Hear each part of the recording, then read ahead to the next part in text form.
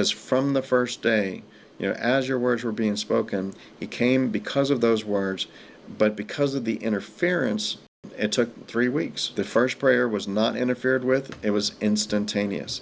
The second prayer was interfered with, because the angel was responsible for bringing the answer to the prayer. He was interfered with. It took 21 days. But in both cases, God set in motion immediately the answer. One was instant, one had a delay. Okay? So what do we do with this? So first of all, let's just realize a couple things. So there are different ways that answers to prayers can come. You could categorize it as there are prayers that will be answered by way of the work of angels. And then you have prayers that will be answered by way of releasing power. And these are two completely different things. So if you think about things like healing, devil casting, dead raising, these are works of power. Where does power come from? Power comes from the Holy Spirit. There's no angels involved in healing. Like when we're ministering healing, there's no angel involved. When we minister healing, it's the Holy Spirit within us.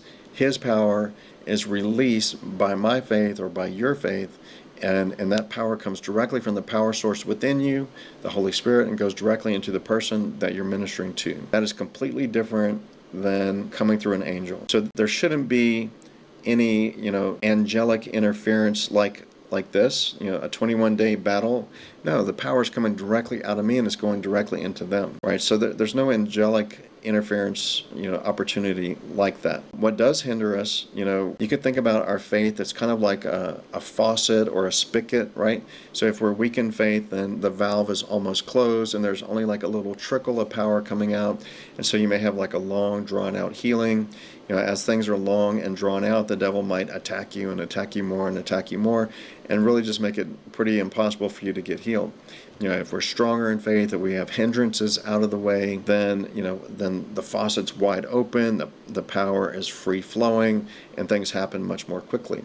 So in the case of prayers involving power, this is, time constraints or time delays are for a different reason than prayers that come by way of angels, okay? So I hope you see that. The more unhindered our faith is, the greater the flow of power will be, the faster, the better the result. The more hindered our faith is, or the weaker our believing, or the more we're on the fence about things, then we're limiting the flow of power because we're weak in faith or wavering in faith. So a trickle will come out instead of a huge flow.